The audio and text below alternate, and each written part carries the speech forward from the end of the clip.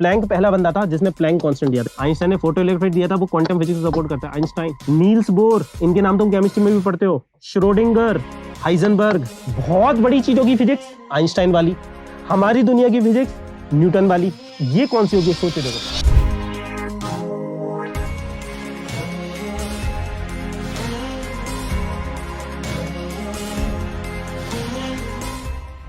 तीन भागों में अपन पूरी फिजिक्स को विभाजित कर सकते हैं।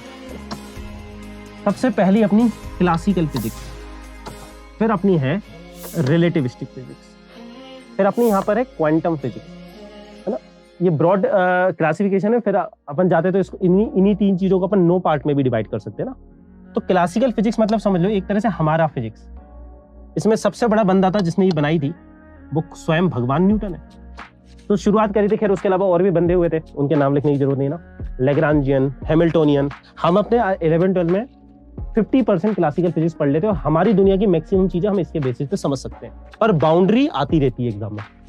बाउंड्री हल्की सी इधर भी आती है और हल्की सी बाउंड्री इधर भी आती है। रिलेटिविस्टिक फिजिक्स का सबसे बड़ा पायोनियर या फिर वो एक ही सीधा एक सिंगल क्रेडिट दिया जा सकता है, अल्बर्ट आइंस्टाइन। दूसरा फिजिक्स का गॉड। फिजिक्स में 2 ही भगवान हुए, एक न्यूटन एक Einstein. Sir Isaac Newton classical physics, Einstein relativistic physics, है ना, अल्बर्ट आइंस्टाइन।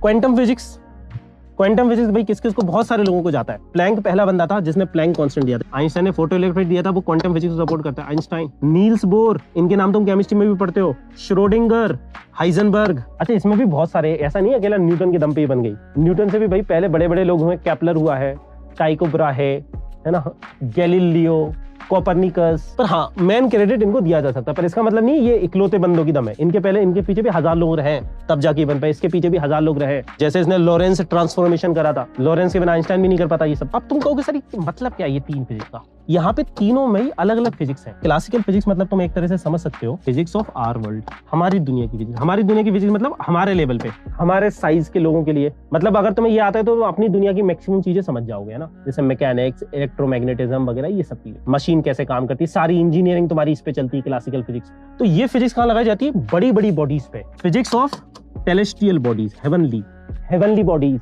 मतलब अंतरिक्ष की physics. Physics of heavenly bodies, example sun, earth, मतलब समझो प्लैनेट्स, स्टार्स, गैलेक्सीज, बड़ी चीजों की physics. Black holes, red giants, quasars, pulsars, white dwarf, neutron star. यहाँ पे लगती है अपनी आइंस्टाइन। ये आइंस्टाइन का डोमेन कहलाता है। बहुत बड़ी चीजों की फिजिक्स आइंस्टाइन वाली, हमारी दुनिया की फिजिक्स न्यूटन वाली। ये कौन सी होगी, सोचे देखो। ये सूक्ष्म, बहुत छोटी छोटी माइक्रोस्कोपिक लेवल की फिजिक्स है। ये माइक्रोस्कोपिक, बहुत सूक्ष्म चीजों की कहानी है। ये क्या है? सूक्ष्म चीजों की कहानी है, माइक्रोस्कोपिक लेवल की। इनके लिए वैलिड होगी atoms, molecules, electrons, etcetera, neutron, proton. जो छोटी चीजें हैं, जो छोटी चीजें वहां पे ये लगाई जाती है ना। अब तुम केमिस्ट्री में कभी पढ़ोगे, स्टार्टिंग में एटॉमिक स्ट्रक्चर पढ़ाएंगे, तो वहां पे वो एटम पे भी ये क्लासिकल फिजिक्स लगा रहे होंगे ना। तो इसका रीजन है वो ट्रांजिशन फेज है। एक्चुअली 1900 तक, 19th सेंचुरी के एंड तक, सॉरी 1800 के एंड तक, है ना, 19th सेंचुरी के एंड तक अपने पास यही फिजिक्स थी बस। सिर्फ एक फिजिक्स थी, क्लासिकल फिजिक्स। और हमें लग रहा था फिजिक्स खत्म हो जाएगी। एकदम से 1905 में एक नई फिजिक्स ने जन्म लिया।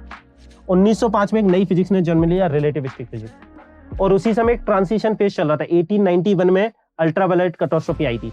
तो 1891 से 1930 तक, ये समझो 1930, 1929 में ये श्रोडिंगर इक्वेशंस आई थी, हाइजेनबर्ग अनसर्टेनिटी प्रिंसिपल आया था।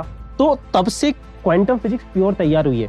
तो 1890 से 1930 तक 40 साल का जो गैप है ना, वो ट्रांजिशन था क्लासिकल फिजिक्स से क्वांटम फिजिक्स का। उसको हम बोलते हैं मॉडर्न फिजिक्स। तो ये भाई मेरा क्लासिफिकेशन है। मॉडर्न फिजिक्स क्या है, ये हमारे सिलेबस में 12th के एंड में हम मॉडर्न फिजिक्स पढ़ते हैं। वहां पे हम फोटो इलेक्ट्रिक इफेक्ट पढ़ेंगे, बोर्स मॉडल पढ़ेंगे, एक्सरे पढ़ेंगे, न्यूक्लियर फिजिक्स पढ़ेंगे, रेडियो एक्टिविटी पढ़ेंगे। ये हमारी कहलाती ब्रिज कह लो एक तरह से, मॉडर्न फिजिक्स। तो ये 40 साल का जो पीरियड था ना, 40 इयर्स का, 1891 से 1930 तक का। तो उस वक्त क्या थी, उस वक्त हमारे पास श्रोडिंगर इक्वेशन नहीं थी, हमारे पास क्वांटम फिजिक्स नहीं थी। तो क्वांटम फिजिक्स धीरे धीरे डेवलप हो रही थी। तो उस समय क्या था, उस समय जो फिजिक्स थी उसी को लगाते थे। तो उस समय तो न्यूटन की लॉ यूज करते थे हम, एटम पे, इलेक्ट्रॉन पे, सब पे न्यूटन के लॉ यूज करते थे। इसलिए बोर्स मॉडल वगैरह पढ़ते हैं तो वहां पे यही करते, है ना।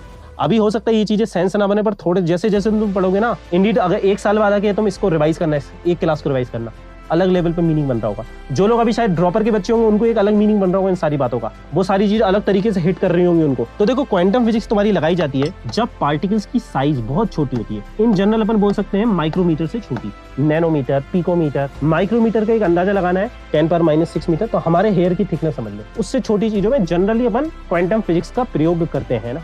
अब इसका मतलब ये नहीं कि कोई ये सॉलिड है, बिल्कुल हार्ड बाउंड्री है, ऐसा कोई है ना, ऐसा नहीं होता बिल्कुल एकदम से एक हार्ड बाउंड्री है ना, धीरे धीरे ट्रांजिशन होता है। जनरली यहाँ पे ये लगाई जाती है। हमारी दुनिया की फिजिक्स कब लगाई जाती है? हमारी दुनिया की physics, Newtonian physics, classical physics, जब पार्टिकल्स की साइज 1 माइक्रोमीटर से ज्यादा होती है। हमारी दुनिया में तो यही है ना, हम लोग हैं भाई, मीटर, सेंटीमीटर, मिलीमीटर, इसी में चलती है हमारी दुनिया की फिजिक्स तो ना। तो पार्टिकल्स की जो साइज है जनरली माइक्रोमीटर से ज्यादा होनी चाहिए। यहाँ पे दो कंडीशन है। दूसरा, जितने भी पार्टिकल्स हैं उनकी velocity must be very much less than C. C क्या है? तो चलो एक बार सी को समझ लेते हैं, बहुत इंपॉर्टेंट चीज है, ये फिजिक्स का अल्टीमेट ट्रुथ है। अगर फिजिक्स में कोई गॉड है तो वो लाइट है। तो सी होता है, C is nothing but speed of light, और ये सबको पता होना चाहिए। स्पीड ऑफ लाइट के बारे में हम कुछ बातें लिखेंगे। तो सबसे पहले तो इसकी वैल्यू कितनी होती है? इट इज अप्रोक्सीमेटली 3 × 10⁸ मीटर पर सेकेंड। 3 × 10⁸ मीटर पर सेकेंड होती है। तो 3 × 10⁸ मीटर पर सेकेंड पता है कितना होता है? 3 लाख किलोमीटर पर सेकेंड। हमारी दुनिया में जितनी भी चीजें हैं, हमारी दुनिया में जितनी भी चीजें हैं उन सबकी स्पीड, v मतलब होता है स्पीड, हमारी दुनिया में जितनी भी चीजें हैं उनकी स्पीड लाइट की स्पीड से बहुत बहुत बहुत कम है। हमारी दुनिया में ये दोनों कंडीशन सेटिस्फाई हैं। तो भाई जितनी भी चीजों पे हम अपनी दुनिया की फिजिक्स लगाते हैं, न्यूटोनियन फिजिक्स लगाते हैं, वो ये दोनों कंडीशन सेटिस्फाई करते हैं। तो ये न्यूटोनियन फिजिक्स का डोमेन है। इसलिए हमें हमारी दुनिया में कोई दिक्कत नहीं है। हमारी दुनिया में न्यूटन की फिजिक्स बहुत अच्छे से काम करती है।